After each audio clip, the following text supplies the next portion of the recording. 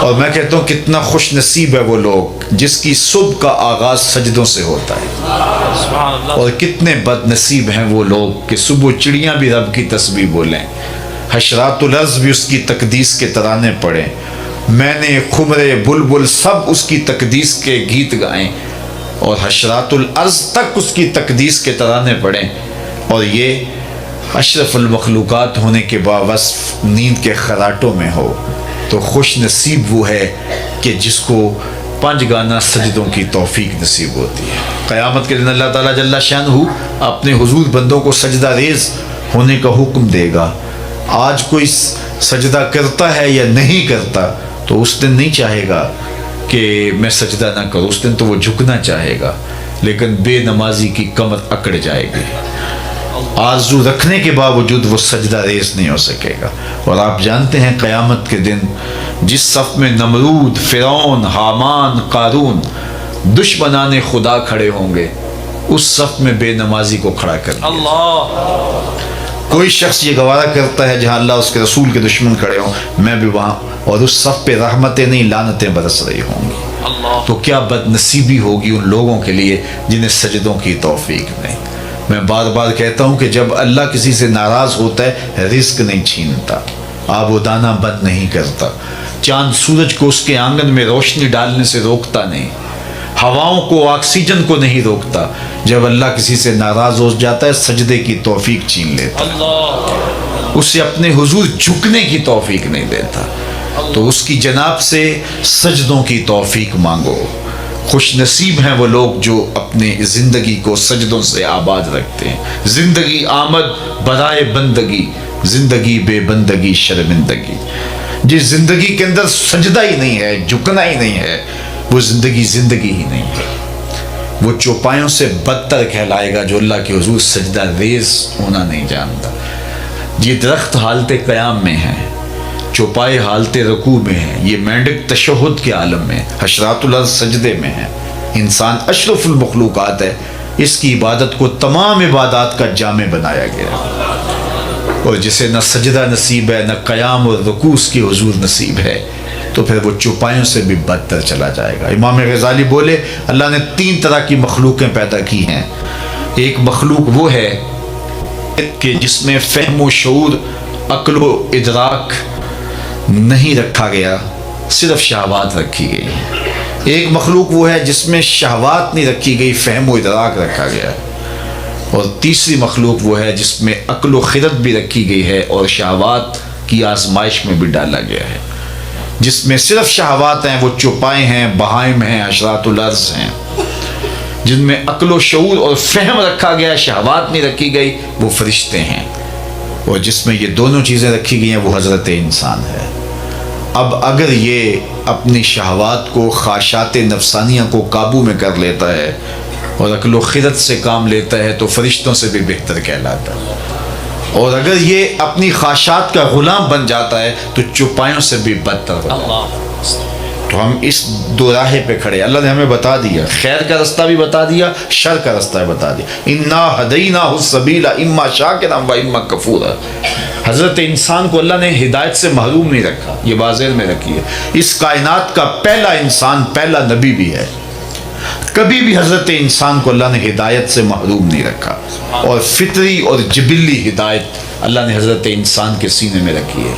بلکہ یہ ہدایت جو جبلی ہے یہ تو اللہ نے جانوروں کو بھی دی ہے، ان کی فطرت کے اندر بھی رکھا ہے۔ وہ آپ نے کبھی دیکھا ہو کہ مرغی جب کڑک بیٹھ جائے اور ضد کرے کہ میں اب انڈے نہیں دوں گی تو اس کے نیچے پھر انڈے ڈالے جاتے ہیں، اور وہ پھر 21 دن تک ان انڈوں پر اپنے سینے کی حرارت، گرمی اور توجہ مبذول کرتی ہے۔ اور آپ جانتے ہیں کہ بطخ کڑک نہیں بیٹھتی، اس لیے کہ بطخ پانی کے بغیر رہ ہی نہیں سکتی، تو بطخ کے بچے حاصل کرنے کے لیے بطخ کے انڈے بھی مرغی کے نیچے ڈالے جاتے ہیں۔ تو جب مرغی ان انڈوں کو سینچتی ہے اور اپنے سینے کی حرارت اور توجہ دیتی ہے، 21 دن کے بعد ان مردہ انڈوں میں آثار زندگی نمودار ہونے لگتے ہیں۔ یہاں رک کے ایک جملہ کہنا چاہوں گا، وہ یہ کہ اگر ایک مرغی مردہ انڈوں پہ اپنے سینے کی توجہ مبذول کرے تو ان میں زندگی کے آثار نمودار ہو جاتے ہیں. اور اگر شیخ کامل اپنے مرید کے بیضہ دل پہ توجہ دے تو وہاں آثار حیات کیوں نمودار نہیں ہوں گے؟ 21 دن کے بعد جب انڈے ٹوٹے تو جو نتیجہ تھا وہ فطرت کے مطابق نکلا. بطخ کے انڈوں سے بطخ کے بچے اور مرغی کے انڈوں سے مرغی کے بچے. بطخ کے بچوں نے اپنی ماں دیکھی نہیں، جو سیکھنا تھا سمجھنا تھا وہ مرغی سے سیکھنا ہے. تو چند دن تو گھر والوں نے بطخ کے بچوں کو اور مرغی کے بچوں کو مرغی سمیت باہر نہیں جانے دیا. چھوٹے ہیں ابھی، کوا مضبوط نہیں ہے، کوئی کوا اچک لے گا، بلی اٹھا لے گی، کوئی گرج اٹھا کے لے جائیں گے. 2 4 5 دن کے بعد جب ان کے کوا تھوڑے مضبوط ہونے لگے تو گھر والوں نے مرغی کو بچوں سمیت گھر سے باہر نکالا. کھلی جگہ آئی، اس کے آگے جوہر آ گیا. جب تالاب آیا تو بطخ کے بچوں نے نہ آؤ دیکھا نہ تاؤ، چھلانگ لگائی اور تیرنے لگے. مرغی کے بچے اپنے ہم جولیوں کو اپنی آنکھوں کے سامنے تالاب میں چھلانگیں لگا کے تیرتے ہوئے دیکھ رہے ہیں، لیکن آگے بڑھنے کی ہمت نہیں رکھتے. بطخ کے بچوں کو مرغی نے بتایا نہیں، ماں کو انہوں نے دیکھا نہیں. کس نے کہا کہ تم تیرو گے ڈوبو گے نہیں، یہ بازیچہ ہے تمہارا. اور مرغی کے بچوں کے پاؤں کس نے باندھ دیے؟ وہ فطری ہدایت ہے جو اللہ نے ہر ایک چیز کے سینے میں رکھی. تو جس نے بطخ کے بچے کو بھی ہدایت سے محروم نہیں رکھا ہے تو کیا انسان کو محروم رکھے گا؟ حضور کی مجلس لگی ہے، ہجوم عاشقاں ہیں. ایک صحابی کا نام ہے وابصہ بن معبد رضی اللہ تعالیٰ عنہ. وہ آئے اور بیٹھ گئے. اور آداب مجلس بھی یہی ہیں کہ جہاں جگہ ملے وہاں بیٹھ جاؤ. لوگوں کی گردنیں پھلانگ کر کے آگے آنے سے روکا گیا ہے. صدر مجلس کو اختیار ہے کسی حکمت کے تحت کسی کو آگے بلانا چاہے تو وہ ایک امر آخر ہے. اور جہاں حضور ہوں گے وہاں صدر مجلس کوئی اور تو نہیں ہو سکتا. اب آقا کریم بیٹھے تھے، وابصہ بن معبد آئے اور پیچھے بیٹھ گئے. تو میرے حضور نے کہا ادنو یا وابصہ، وابصہ دور بیٹھے ہو نیڑے آ جاؤ. وہ اٹھے تو قریب آ گئے. حضور نے پھر فرمایا وابصہ اور قریب آ جاؤ. حضرت وابصہ اور قریب آ گئے. تیسری مرتبہ پھر فرمایا وابصہ اور نیڑے آ جاؤ. حضرت وابصہ خود کہتے ہیں میں اپنے مقدر پہ قربان جاؤں، میں اتنا نیڑے ہوا، اتنا قریب ہوا کہ میرے گھٹنے حضور کے گھٹنوں سے چھونے لگے. جب اتنا قریب آ گیا نا تو حضور نے مجھے پوچھا وابصہ کوئی سوال پوچھنے آئے ہو؟ میں نے کہا جی حضور میں سوال پوچھنے آیا ہوں. کہا وابصہ جو پوچھنے آئے ہو پوچھو گے یا بتاؤں کیا پوچھنے آئے ہو؟ لوگ تو ترازو گاڑ کے بیٹھ گئے نا. میں تو کہا کرتا ہوں ڈٹھے ورق قرآن دے پھول سارے، تیری شان جیا نہیں کوئی ہور ڈٹھا. تیری شان دا کرے مقابلہ جیڑا انہوں عاشقاں اصلی چور ڈٹھا. کوئی نور آکھے کوئی بشر آکھے، پیندہ رات دنے ایہو شور ڈٹھا. اللہ والیاں گل مکا دیتی تساں ہور ڈٹھا اساں ہور. تم نے حلیمہ کی بکریوں کے پیچھے پیچھے دیکھا ہے، سدرہ پر جبریل کے آگے آگے نہیں دیکھا. اللہ اکبر. تو کہا وابصہ جو سوال پوچھنے آئے ہو وہ تم پوچھو گے یا خود بتاؤں کیا پوچھنے آئے ہو؟ انہوں نے کہا حضور اگر آپ بتا دیں پھر تو حد ہو جائے. فرمایا تم خیر اور شر کے بارے پوچھنے آئے ہو، اچھائی کیا ہوتی ہے برائی کیا ہوتی ہے، یہ تم پوچھنے آئے ہو نا؟ عرض کی جی حضور یہی پوچھنے آیا ہوں. تو فضرب علی صدرہ وقال استفت من قلبک. حضور نے یہ 3 انگلیاں جوڑ کے حضرت وابصہ کے دل والی جگہ پہ یوں ماری اور فرمایا تیرے اندر مفتی بیٹھا اس سے پوچھ لے، یہی بتا دے گا خیر کیا ہے شر کیا ہے، اچھائی کیا ہے برائی کیا ہے. یہ میرے اور آپ کے اندر رکھ دی گئی. ہمارا اگر غلطی کرنے لگے ضمیر گھنٹیاں بجاتا ہے تم غلط کر رہے ہو.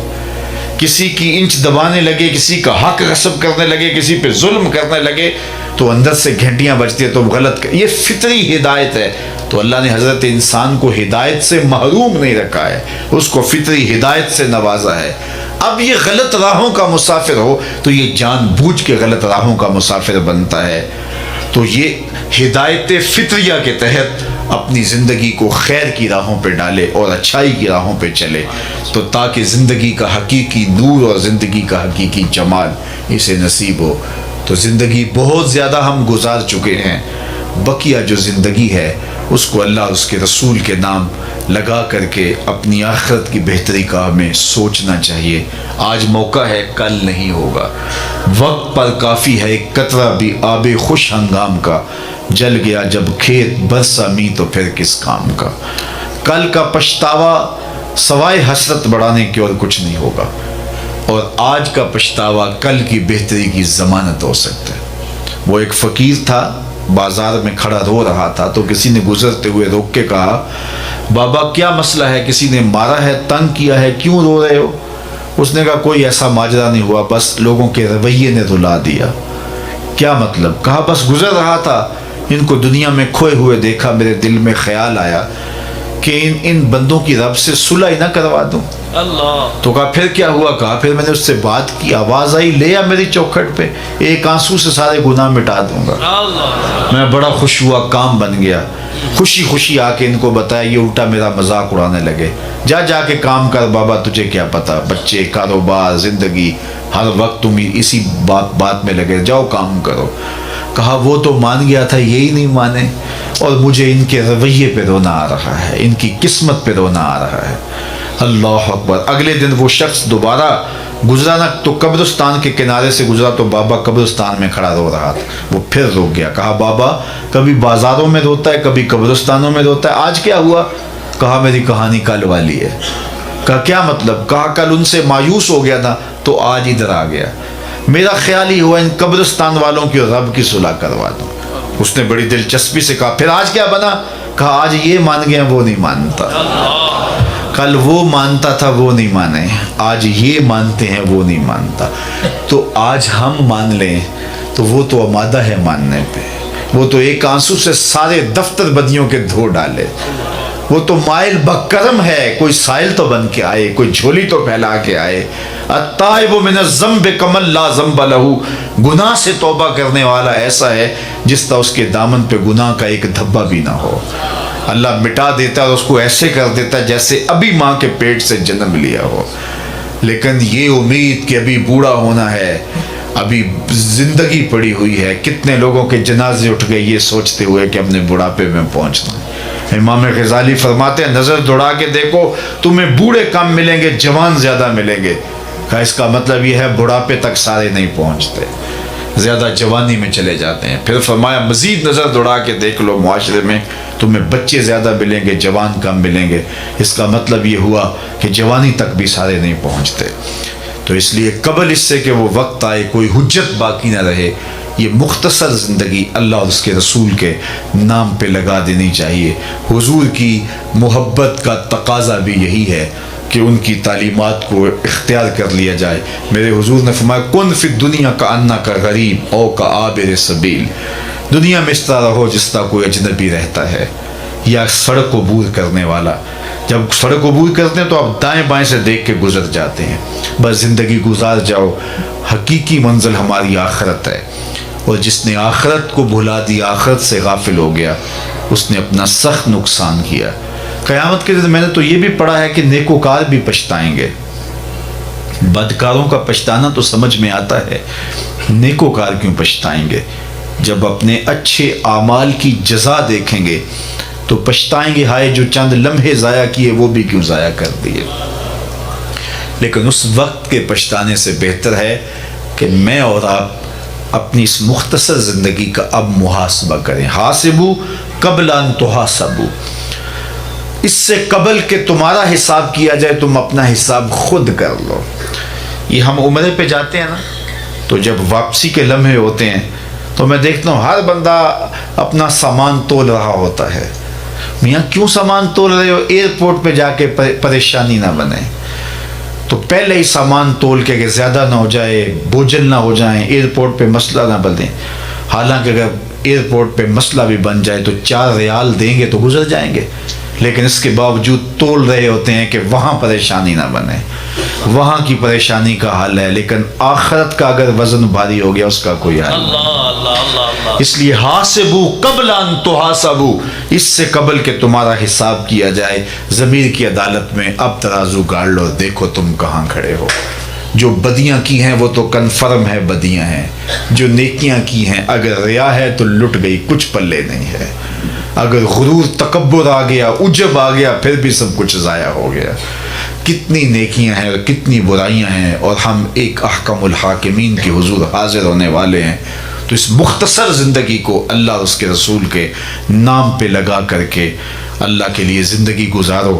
یہ زندگی بھی اچھی، وہ زندگی بھی اچھی، لیکن میرے حضور نے فرمایا کہ قرب قیامت کے فتنوں کا جب ذکر کیا تو مجھے اس بات کا ڈر نہیں کہ تم شرک میں مبتلا ہو جاؤ گے، مجھے اس بات کا ڈر ہے کہ تم دنیا دار بن جاؤ گے۔ آج ہم مادیت زدہ ہو گئے ہیں، سویر سے لے کر شام تک ہماری دوڑ ہی مادی ہے۔ آنکھ بھر جاتی، پیٹ بھر جاتا ہے، آنکھ نہیں بھرتی۔ شیخ سعدی فرماتے ہیں کہ آنکھ کو یا تو پھر صبر اور قناعت بھرتا ہے یا پھر قبر کی مٹی بھرے گی۔ اور رومی بولے کوزائے چشم حریصاں پر نشد تا صدف کانے نشد پر در نشد۔ حریص کی آنکھ کا پیالہ نہیں بھرتا۔ بندے کو پوچھے، وہ کہتا ہے بس جی جو ہے وہ یہ اسی لیے کر رہا ہوں، پیٹ کے لیے لگا ہوا ہوں۔ پیٹ تو 2 روٹیاں صبح مانگتا ہے، 2 دوپہر کو، 2 شام کو۔ پیٹ کا اتنا لمبا چوڑا کوئی مطالبہ نہیں ہے۔ ہمارے پاس تو اتنی دولتیں ہیں کہ ماضی میں لوگوں کے پاس اتنی دولتیں ہوتی نہیں، نہ اتنی سہولتیں بادشاہوں کے پاس تھی جو آج عام لوگوں کے پاس میسر ہیں۔ مجھے اچھی طرح یاد ہے، آج سے 35 سال پہلے لوگوں کے پاس 1 یا 2 جوڑے ہوا کرتے تھے، اور شادی پہ لوگ کسی دوست سے کوئی جوتا مانگ کر کے لے کے جایا کرتے تھے۔ لیکن اس کے باوجود جب کسی سے پوچھتے تھے سناؤ کیا حال ہے، تو وہ لمبا ہاتھ کر کے کہتا تھا اللہ کا شکر ہے، تو اس کے لہجے سے شکر ٹپکتا تھا۔ اور آج کسی خوشحال سے بھی پوچھ لیں کہ جس کے اتنے لباس ہیں کہ بدلنے کی باری نہیں آتی، موسم گزر جاتا ہے، اور اسے پتہ نہیں کہ اس کے پاس دولت کتنی ہے، تو اسے پوچھا جائے کیا حال ہے، تو وہ کہتا ہے ٹھیک ہے، گزر اوقات ہو ہی رہی ہے۔ ناشکری پھیل گئی۔ اللہ اکبر۔ تو میں ایک دن گزر رہا تھا راستے سے، تو بچے غباروں سے کھیل رہے تھے، تو غبارہ پھوڑتے نا جب، تو پھر وہ کہہ کے لگاتے، ہنستے، تو میں رک گیا اور مجھے اپنے بچپن کی کہانیاں یاد آنے لگی، لوٹ گیا نا اپنے بچپن کی طرح۔ وہ کیا کسی